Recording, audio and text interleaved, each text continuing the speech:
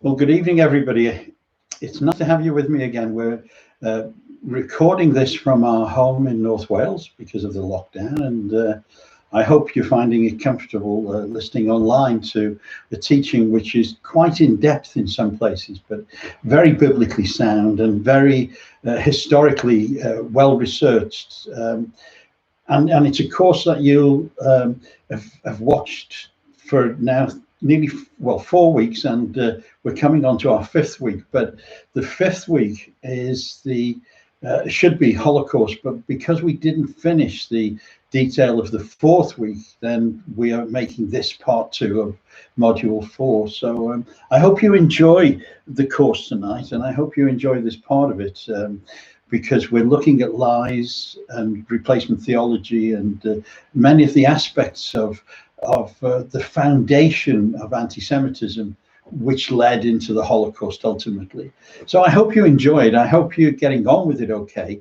I'm presenting it in a way that I hope is easy for you to understand. And if you do have any questions, of course, you can email me, or there is a chat on the YouTube that we're looking at. And of course, you can go to that. It's on the right hand of the screen, and you'll be able to ask your question. And 5 minutes before the end, about 55 minutes into the talk, I'll have a look at the chat and see if there are any questions and try and answer those questions. So we'll try and make it a bit interactive tonight as well, because we're looking at issues that in some ways are a little bit contentious for the church.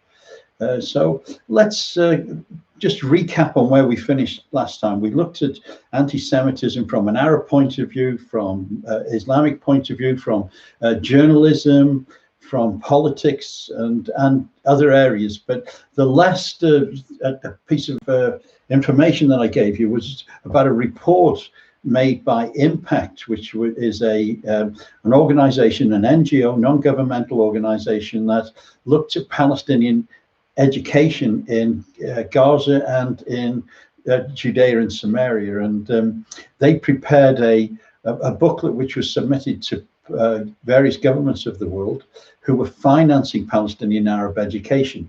And in the document, we see some of the textbooks that are being taught to children and how they incited hatred towards the Jewish people. And what I advise is that you went to the internet and had a look at this report. It's the report Impact, IMPACT, on Palestinian education. And I hope you were able to do that. If you haven't, please go to it. It's a very interesting document and you'll learn a lot. But now we want to move to the part of the course which looks at lies and libels about the Jewish people.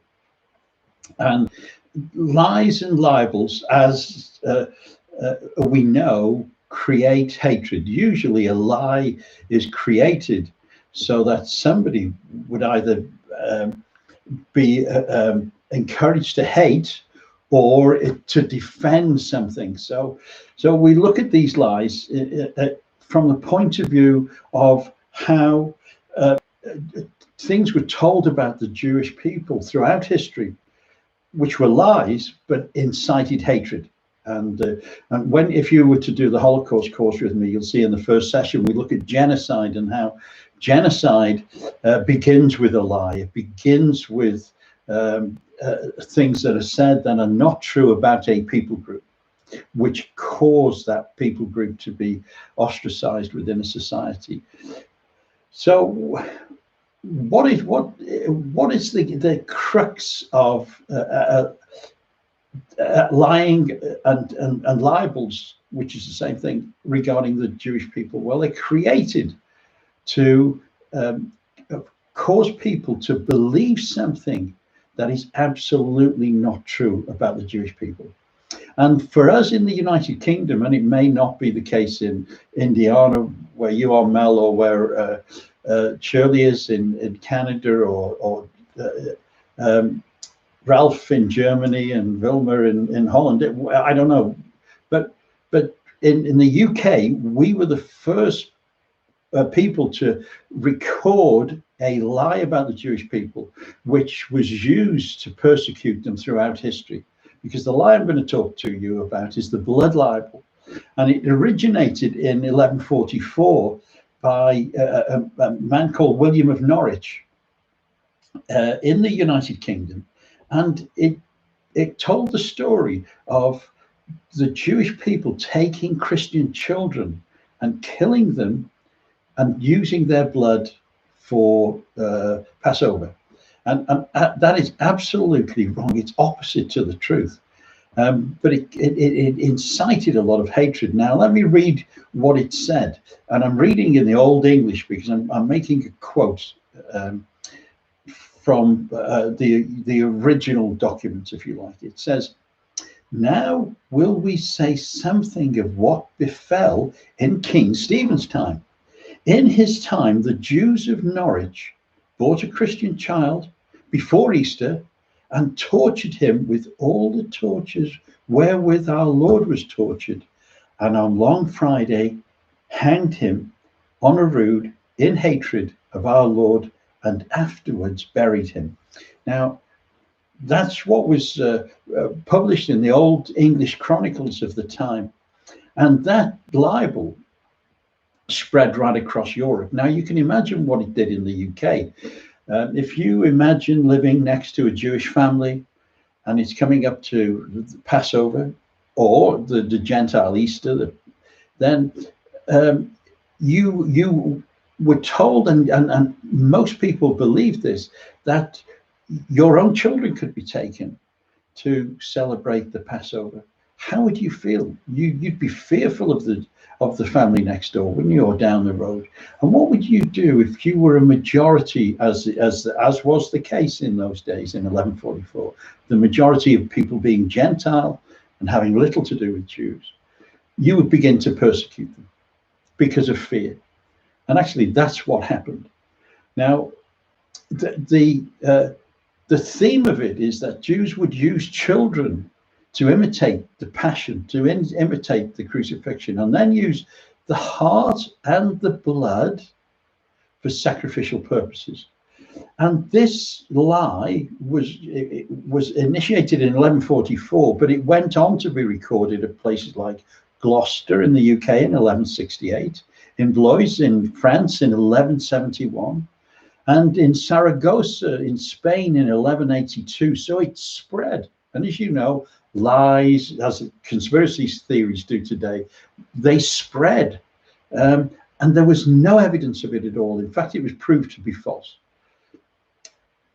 In 1225, it was reported in the case of little Hugh of Lincoln, that little Hugh, this is how it was reported in the publications of the day. The child was fattened for 10 days with white bread and milk and crucified, and all the Jews of England were invited. This is absolutely a lie, but it created such hatred in 1255 that by 1290 Jews were expelled from the UK because of the persecution that was raised against them, and it originated in lies being told. Now, this lie, this blood libel, continued through the centuries. In 1286, we see it recorded in Munich, where there was a massacre of Jews at which Christian killers are reported to have said, and this is the a quote again from the publication, the record of that historic event. "These unhappy Jews are sinning. They kill Christian children. They torture them with all their limbs. They take blood and cruelly drink." Again, a lie, but can you see how that would incite hatred against the Jewish community?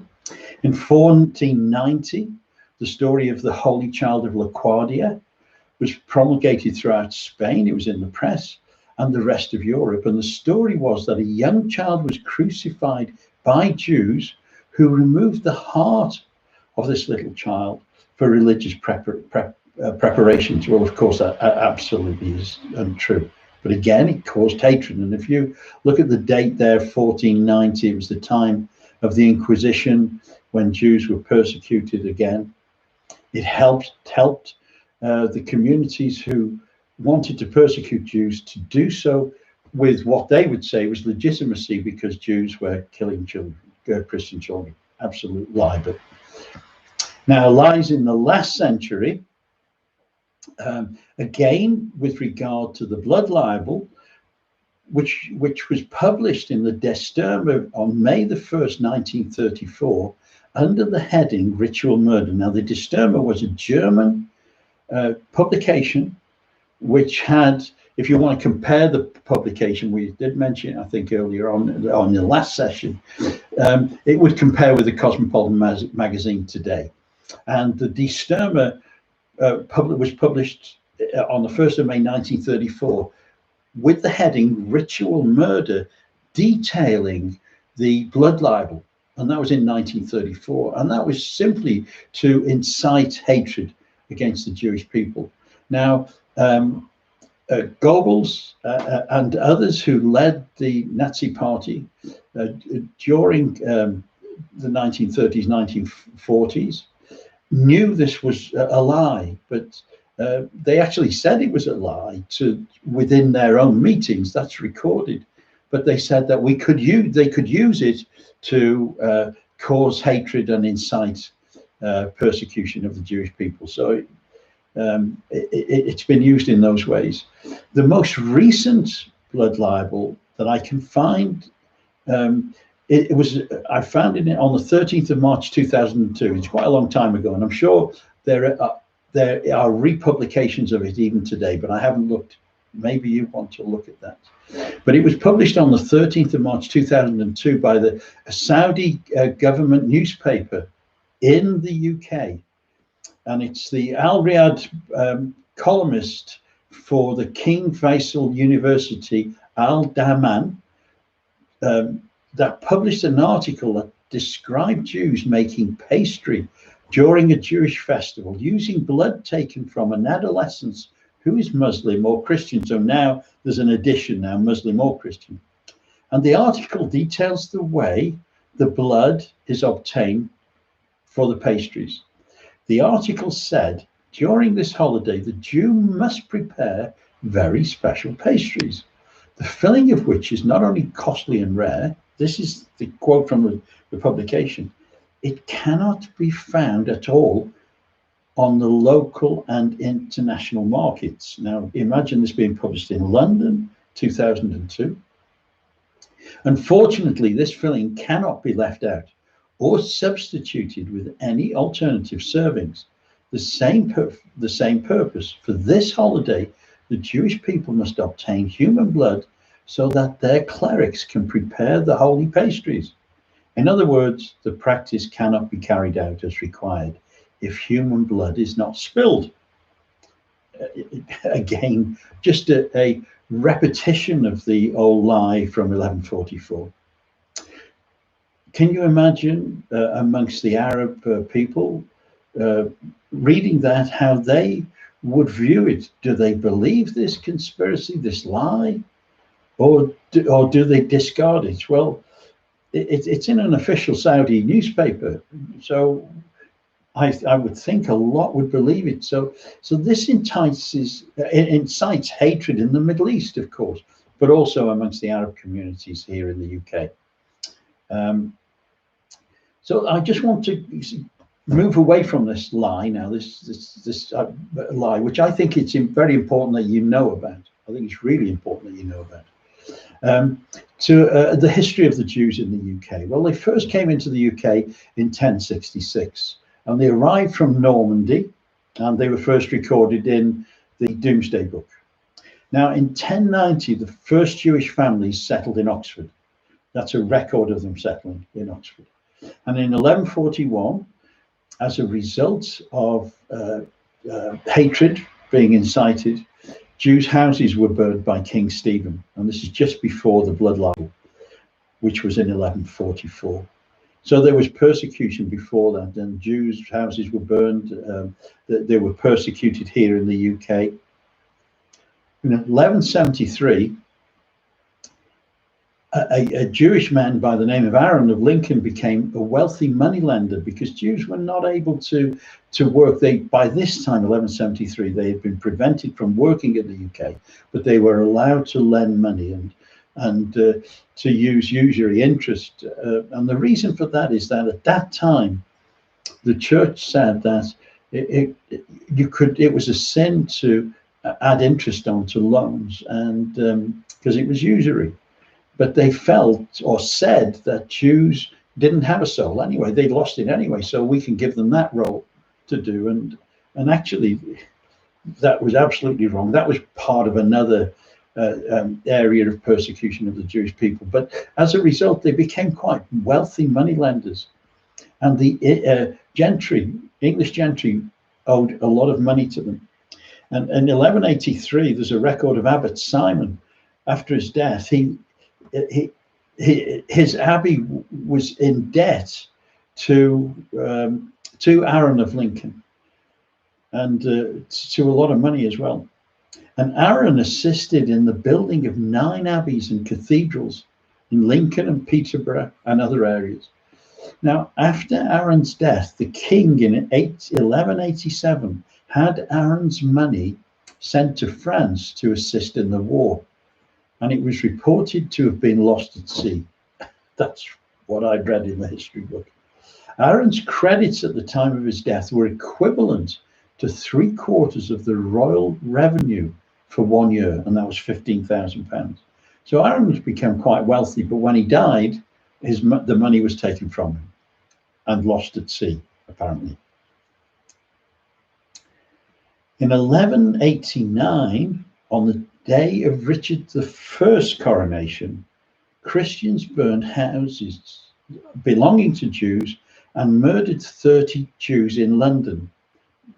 That was nearly 50 years after the blood libel, but there was extreme hatred against the Jewish people. And as they celebrated Richard I's coronation, they rioted and murdered 30 Jews and burned their houses.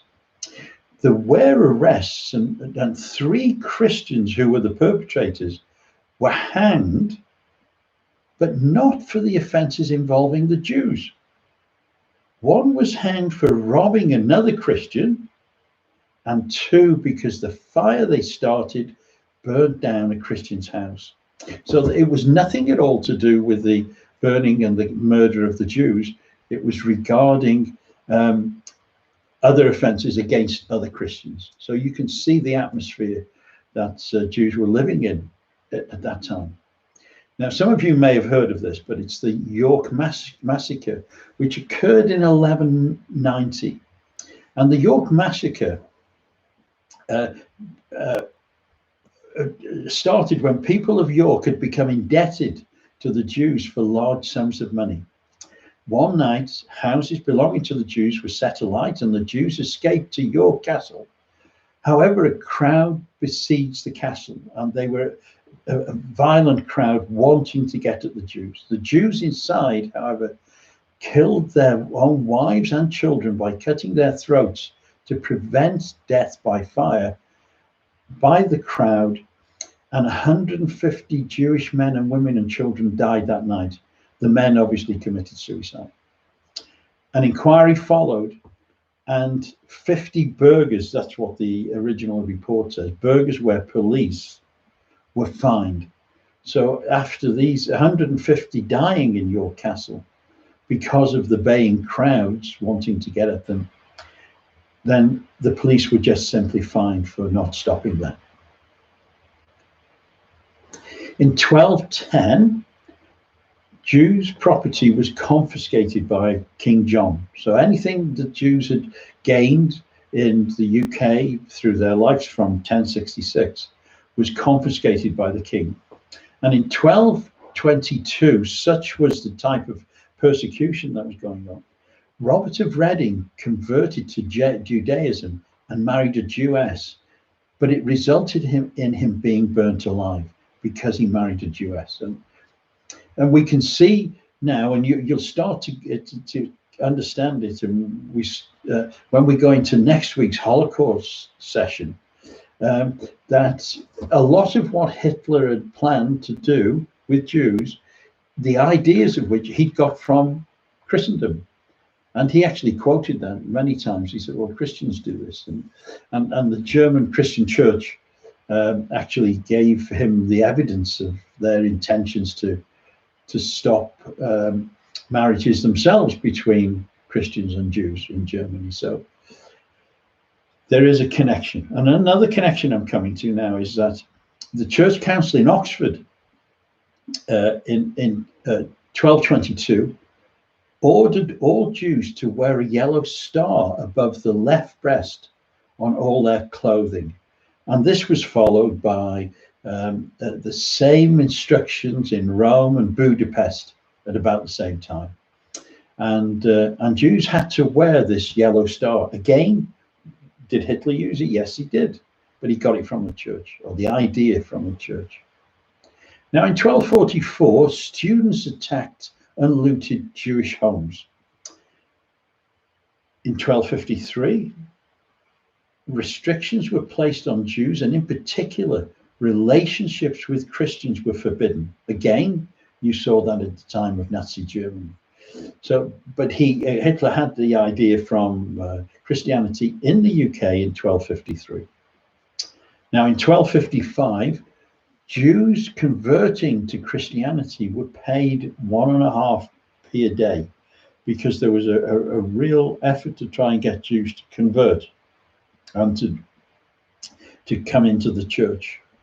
In 1275, Jews were forbidden to be money lenders by then. So Jews couldn't do anything then. They lived a very poor, meager, difficult life. Many of them homeless here in the UK.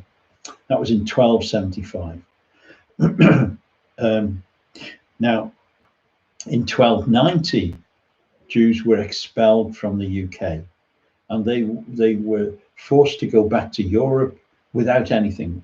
Whatever they'd made here, whatever they'd created here, they'd lost. It was taken from them.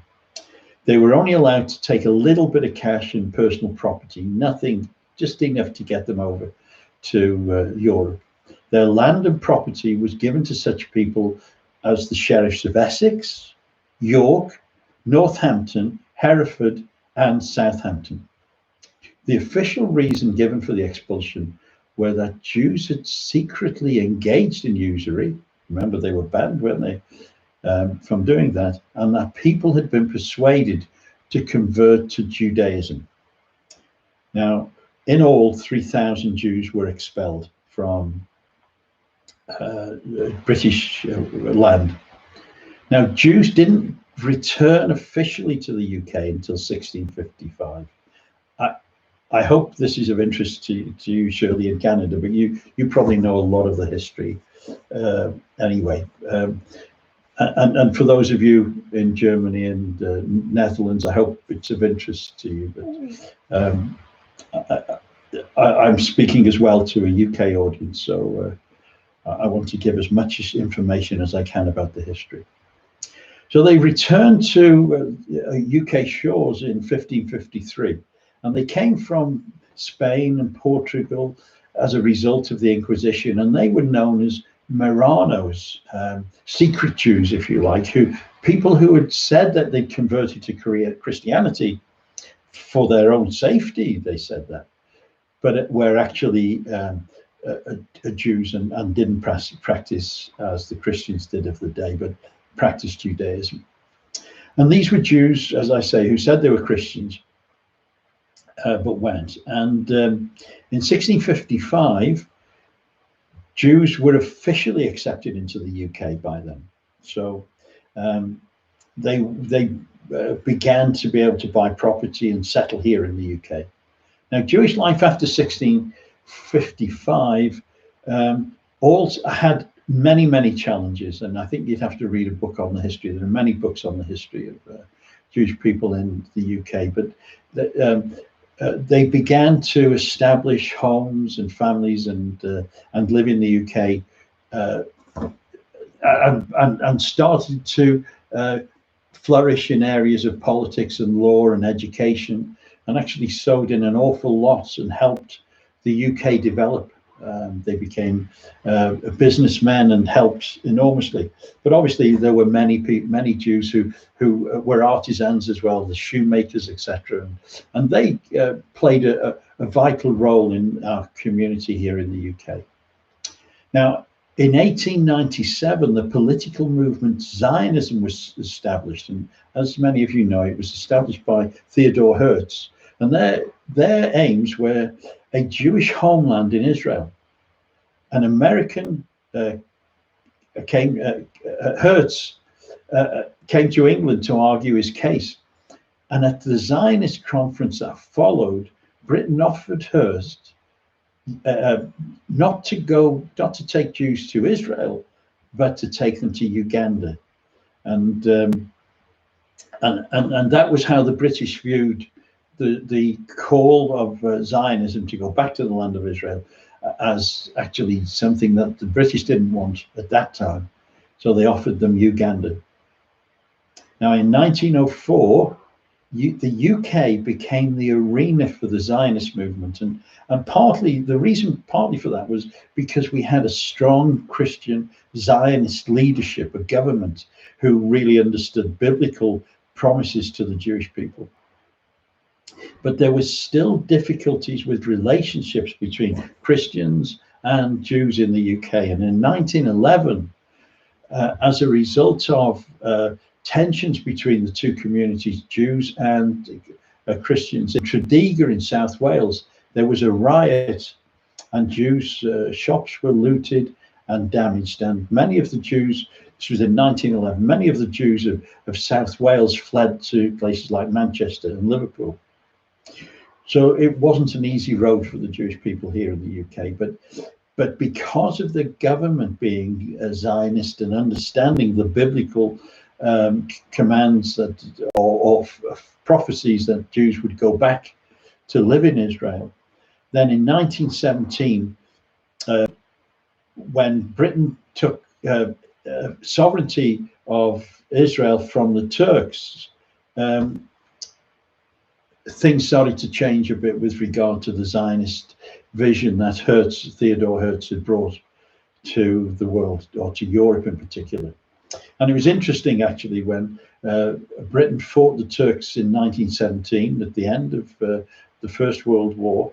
It was a Welsh battalion that freed Jerusalem from the Turks, and also it was a Welsh battalion that fought on the edges of Gaza with the Anzacs, with the Australians and the New Zealanders and the British, other British forces, who removed sovereignty of Israel from the Turks. And as a result of that, we see the Balfour Declaration, and this is which was a promise by Lord Balfour and David Lloyd George, the Prime Minister, to make Israel a sovereign state again. Of course, things didn't develop as they should have done, as those two leaders promised the Jewish people. But that is another story which we'll go into on session 6 of this course. In 1920, Britain was given a formal mandate to administer Israel by the League of Nations, and after ousting the Turks, Sir Herbert Samuel, himself a Jew and a sympathetic to the idea of a Jewish homeland, was appointed as the first High Commissioner. So this was 3 years after the Balfour Declaration. 1936, Britain limited the number of Jews that would be allowed to return to Israel. So it limited the British government, who had mandate over Israel, limited the number of Jews who were fleeing from Nazi persecution in Europe. And in 1939, a white paper that would have allowed 75,000 Jews rights to live in Israel was rejected.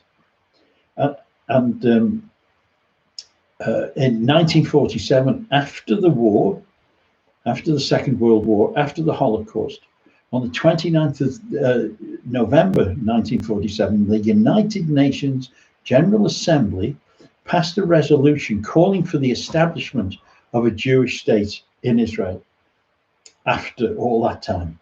Now, in 1948, on the 15th of May, as most of you will know, under the British mandate, Britain handed over sovereignty of Israel to the Jewish people.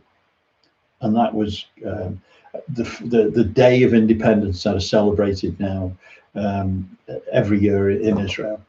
So you see that the have influenced greatly, and as in the UK, and have helped in many areas of our society. But historically, we've been quite cruel to the Jewish people, and I think we need to understand that the UK, or Britain as a country, has not always helped the Jewish people, and not always been on their side, and certainly since 1144, when the Blood Libel was published, we played a part in their persecution. And it was mainly because Christianity taught that Jews were not worthy of salvation, that God had finished with them, etc. And that takes us now to this area of Christian anti-Semitism. And this is a subject that I studied at Yad Vashem, but it's also a subject that I've studied deeply since.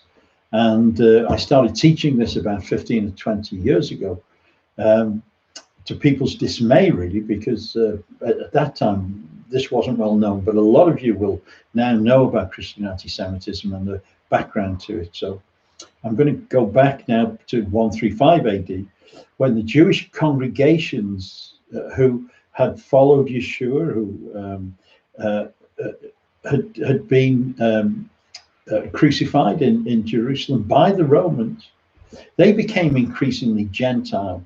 And Gentile leaders were appointed as leaders over the first church. There were actually synagogues who followed Yeshua as the Messiah.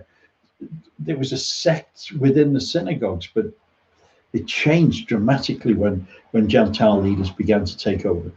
And Ignatius was one of the first Gentile leaders, and he was born around the year 50 AD, and he died in Rome, they say, around 117 AD.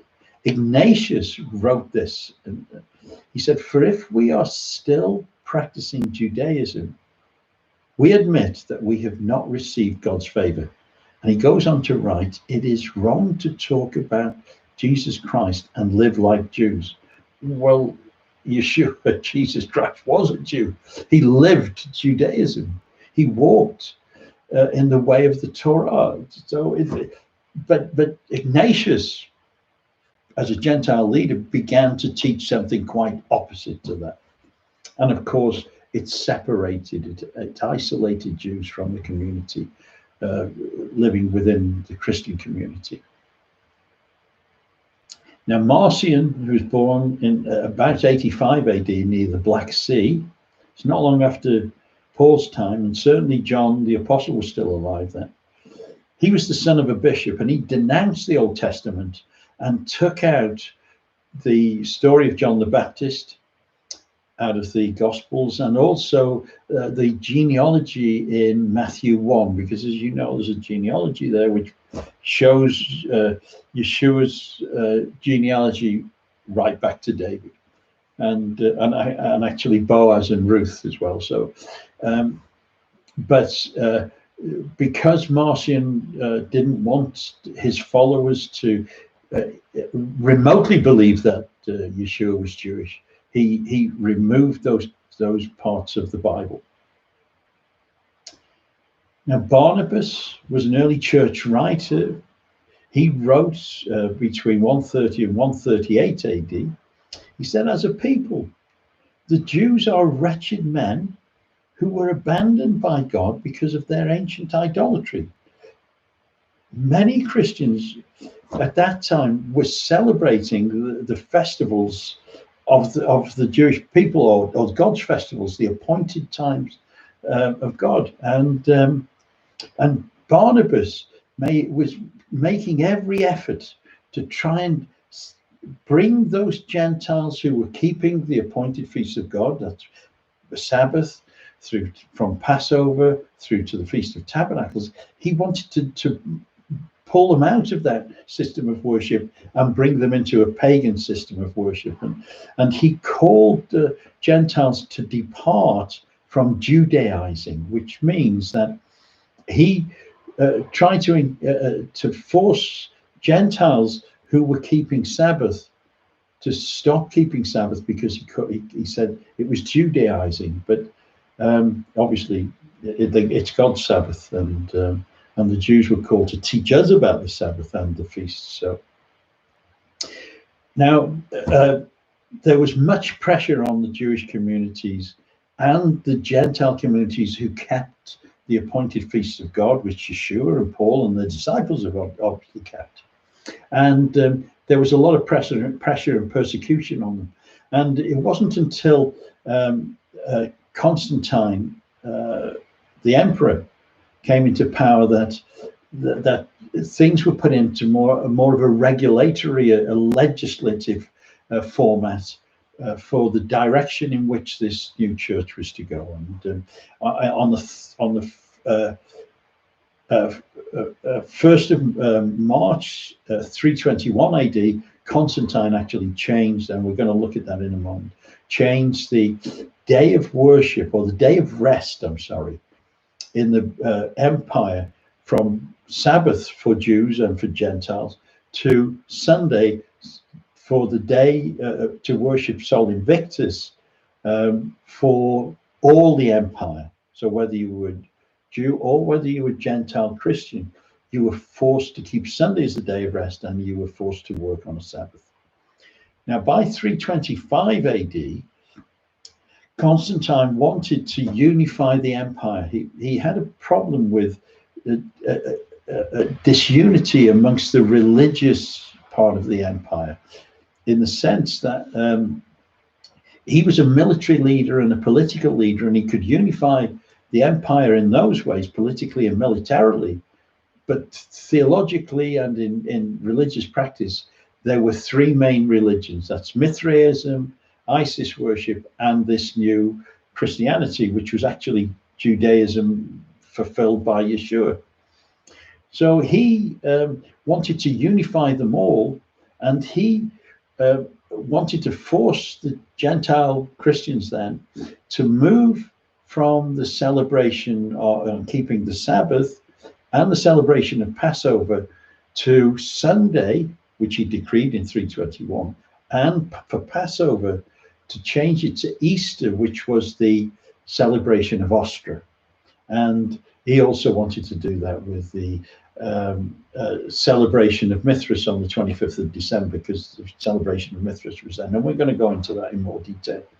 But the decree of Nicaea was ordered by Constantine in 325 AD so that he could bring Passover to Easter, and he instructed bishops to come to Nicaea to make a decree not only about Passover but about other things. But Passover was also part of the deliberations of the bishops of the church at that time. And the decree of Nicaea says this: "It seems to everyone a most unworthy thing that we should follow the custom of the Jews in the celebration of this most holy solemnity, who, polluted wretches, having stained their hands with nefarious crime, are justly blinded in their minds.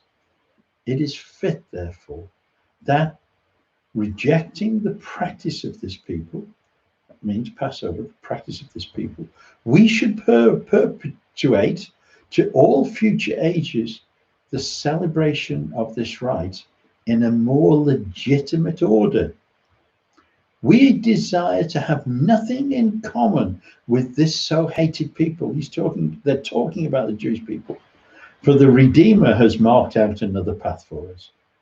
Of course, that's absolutely not true. But these bishops, under the direction of Constantine, were isolating the Jewish people. They were polarizing the Gentile church now from the Jewish people by separating them in the way that they kept the calendar of worship. And therefore, the Christian church then was able to persecute these Jews because of this idea that what Yeshua did was something completely separate to what God had asked the Jews to keep, which is again an absolute lie. And the church developed a program of persecution, but also a program of separation from the appointed feasts that God gave to the Jewish people and the Jewish people themselves. And Flavius Theodosius, the Roman emperor between 379 and 395, one of the emperors during that time, made Christianity the official state religion, and he barred Jews from holding any official position, and he had their synagogues destroyed. Now, I want to go a little bit further forward now. St. John Chrysostom, who was called the doctor of the church, many of you will have heard of him. He was born in 347 AD, and he lived till 407 AD. And he said this about the Jewish people. He said, "They say that they worship God too, but this is not so. None of the Jews, not one of them, is a worshipper of God, since they have disowned the Father, crucified the Son, and rejected the Spirit's help. Who would dare assert that the synagogue is not a home of demons? The Jews live for their bellies. They crave for the goods of this world. In shamelessness and greed, they surpass even pigs and goats. The Jews are possessed by demons. They are handed over to impure spirits. Instead of greeting them and addressing them as much as a word, you should turn away from them as from the pest and plague of the human race." I mean, it's unbelievable that someone who today is regarded as the doctor of the church would speak such vitriolic, horrible anti-Semitism to people who were following the Christian faith, which should have been Judaism at that time. He went on to say as well. He said, "When animals are unfit for work, they are marked for slaughter, and this is the very things that Jews have experienced." Jerome, 347 to 420, he was a church leader. He said, "Judaic serpents, of whom Judas was the model," referring to the Jews. And then Bishop Gregory of Nyssa said, he was around 335 to 394 AD. He said, "Jews were adversaries of grace, enemies of God, devil's advocates, brood of vipers, and the Sanhedrin of demons." Terrible anti-Semitism, but it caused hatred. Now, we all know about Augustine in the church, one of the church fathers, 354 to 430 AD. He's well respected in church circles, in theology, in the history of the church, but again, another rabid anti-Semite. He said, "The Jews hold him, the Jews insult him, the Jews bind him, crown him with thorns, dishonor him with spitting, scourge him, overwhelm him with reviling, hang him upon a tree, pierce him with a spear. The Jews killed him." Is that true? Of course it isn't. Who crucified Yeshua? It was the Romans. You're right, absolutely. But Augustine, with his anti-Semitism, taught this in the church, which incited hatred, of course. And he went on to say, "But when the Jews killed Christ, though they knew it not, they prepared the supper for us." Absolute replacement theology. He said, goes on to say, "They were willfully blind to Holy Scripture, lacking in understanding, and haters of the truth." Such high levels of anti-Semitism. Now, I don't want to go on through all the church councils, etc. Not all of them, anyway. But I want to bring us to Luther, because Luther is given the title as the reformer of the church. What happened is Luther, who was a Catholic priest, understood the issues of grace with regard to salvation, and the Catholic Church at that time was teaching works for salvation. And Luther came against that teaching and actually tried to reform the Catholic Church. But what happened, he started a new movement, a Reformation movement, as it's called. Now, Luther was around 1483 to 1546. And we believe he was a wonderful Christian man who was a man who was very scripturally sound and passionate. But actually, he became a rabid anti-Semite. And he wrote this. He wrote many other things which are very anti-Semitic, but I want to just keep one or two quotes for you to understand where he came from. This is what he wrote: the Jews are not God's people, and if they are not God's people, then they are the devil's people. The wicked Jews cannot be God's people. The devil, with all his angels, has taken possession of this people. God often wanted to exterminate them, but Moses interceded for them. They are like the devil, who knows very well that God's word is the truth, and yet with deliberate malice contradicts and blasphemes it. When you see a Jew, cross yourself and say, there goes the devil incarnate. They alone want to have the Messiah and be masters of the world. There is no higher level, if you like, of anti-Semitism, Christian anti-Semitism than Luther's remarks. And he went on to say, or write, the Jews have transformed God into the devil, or rather into a servant of the devil, accomplishing all the evil and evil desires, corrupting unhappy souls and raging against himself. In short, the Jews are worse than devils. He wrote in another article, he said, it is impossible to convert the devil, condemned to the flames of hell. Therefore, burn their synagogues and houses, toss in hellfire and bury with dirt whatever will not burn. Burn or remove from them their prayer books, Talmudic works, and also the entire Bible on pain of death. And let their rabbis be barred from teaching. Let all Jews be outlawed and thus endangered on the public highways. And let none of them pray or teach or even give thanks to the Lord in public. Such is their sevenfold guilt. Now, that is the atmosphere in which Luther reformed the church and started the Protestant movement, the Lutheran movement, and the Reformed Church in Europe and here in the UK as well.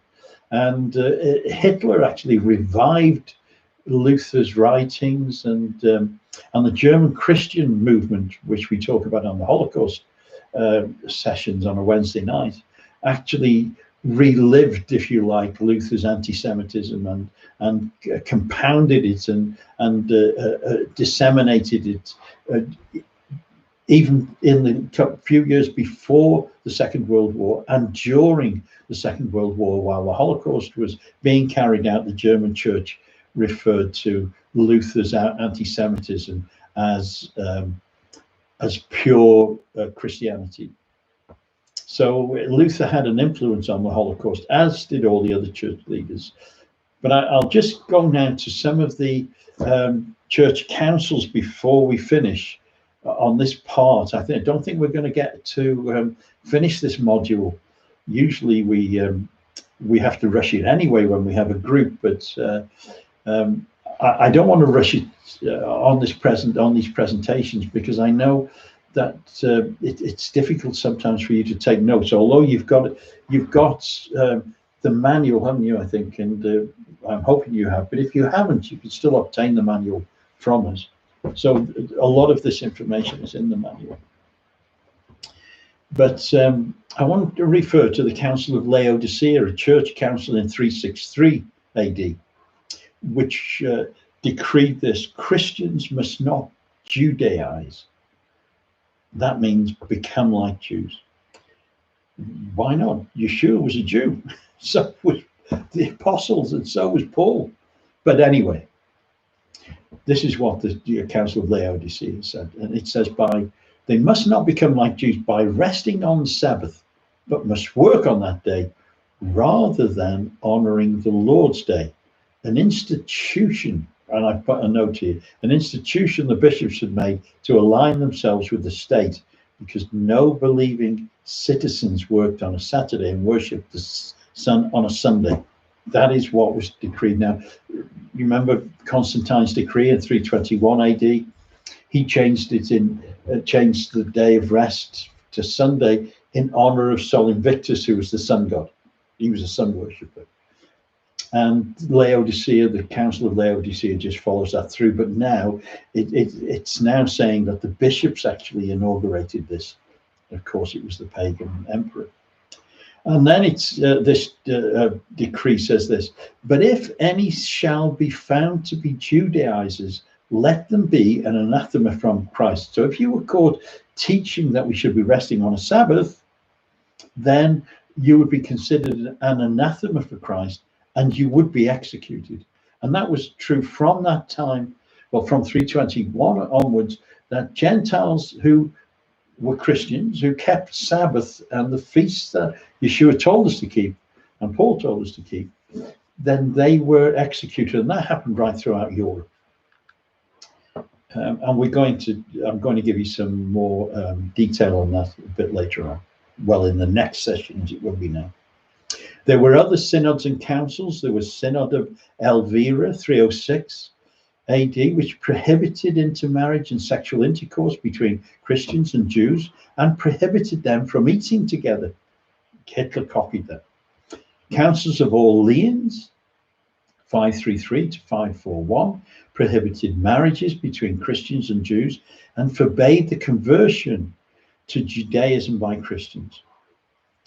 The Trulanic Synod of 692 prohibited Christians from being treated by Jewish doctors. Hitler did exactly the same thing. These are all church councils I'm reading. The Synod of Narbonne, 1050 AD, prohibited Christians from living in Jewish homes. The Synod of Girona in 1078 required Jews to pay taxes to support the church. And the Third Lateran Council of 1179 prohibited certain medical care to be provided by Christians to Jews. And the Fourth Lateran Council, 1215 AD, required Jews to wear special clothing to distinguish them from Christians. And of course, we've mentioned the Church Council of Oxford in 1222, which ordered that Jews in the UK, first of all, should wear yellow marks on their clothing, and a yellow star, in fact, above their left breast, and that was followed by the church in Rome and right throughout Europe eventually. Now, the Council of Basel in 1431 to 1443, because that was a 2-year program, forbade Jews to attend universities. Exactly what Hitler did with the Nuremberg laws.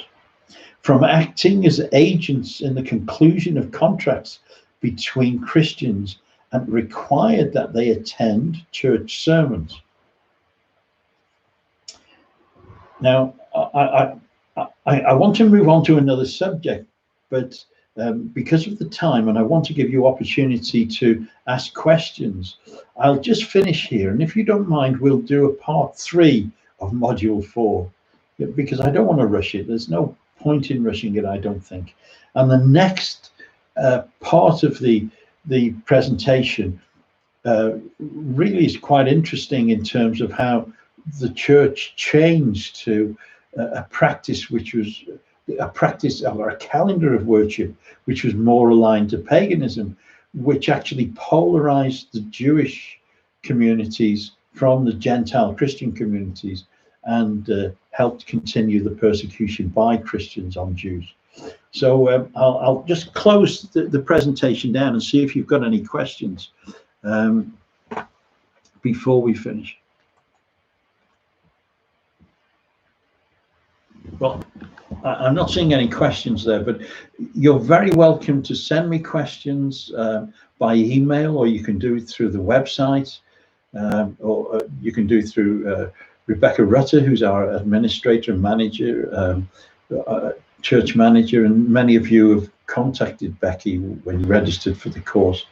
So you're very welcome to ask questions in any way you want to. You can send them on Messenger or whatever social platform you've got that you can find me on, and I'll try and answer the questions. But I hope you've enjoyed this evening. I've got a question coming from Leonie, who is from Shrewsbury in England. She says, going back to the timeline back in 1936, why was there a limit on the number of Jews returning to Israel? Well, that's a really good question. The Arabs who lived in Israel at that time, well, who were there after the Turks had been driven back, and the Arabs who lived in Israel at that time didn't want Jews to move in to live there, and they put pressure on the British government. Now, in 1936, there were many attacks on Jewish communities in Israel, and the British Army were governing there, and they were they were there, and they were controlling the area, and the Arabs were pressurizing the British government not to allow Jews to go back. Now, there is a story as well that the pressure from the Arab nations around Israel on the British government actually caused the British government to hesitate. And the only people who supported the return of the Jews in 1936 to 1939 was the Labour Party in the United Kingdom. And they were Zionists. They supported the idea of Jews returning, but the pressure from the Arab nations on the British government and pressure from the Arabs 1936 onwards was such so extreme that the British government didn't really want to get into that debate and allow Jews to go back. And of course, the British government was well aware, though, of the increasing numbers of Jews who were being persecuted in Europe at that time. And in fact, we were allowing Jews from Germany and Austria into the UK. We had a limit on them returning to the UK of 60,000. And those Jews had to be from Austria and from Germany, because the British government considered them to be a better class of citizen and better educated. The British government didn't want to allow Jews in from places like Czechoslovakia, Poland, Romania, Hungary, because they considered them to be of a lesser class of people. I have to say that. There's a good book, Leonie, by Dr. Louise London, which is about Whitehall and the Jews, and that's the heading of it. And it's a really good book. It's very, very deep. I've got it here on my shelf, but it tells the story of the immigration, or the question of immigration of Jews from Europe to Britain and to America and also to Israel. So that's a good book. I hope I've answered the question now. Ralph, it's great to hear you and see you on asking a question. The question is, it was much input to the questions might come. Thanks. So, sorry, Ralph, I'm not sure what the question is, but you know, Ralph and Sigrid, it's great to have you with us, and I really appreciate you being back in touch. And I hope that you're finding this part of the course very interesting, and I hope that you'll find next week's session interesting. But the Holocaust session now will only come at the end of not next week, but the week after. So I hope you're enjoying it anyway. Your question is, we've missed some parts. Ralph, what happens is that we record this live as we're doing tonight, and then we put it on YouTube, so you'll be able to go back to YouTube and watch all these sessions again, if you can put it with me speaking for so long. But but you can recap and go to different sessions. So I hope that you've been able to understand the manual as well. So thanks, Ralph. Well, if there are no more questions, it's really nice to have had you with us. And as I've said, I don't want to rush this session. Normally the sessions are an hour and a half to 2 hours. So we get a lot of information and when we're in a little group. But I don't think there's any point in rushing. There's no point in me trying to get to the end of this session. So next week we will look at the rest of module 4, and we'll look at that in detail about replacement theology again.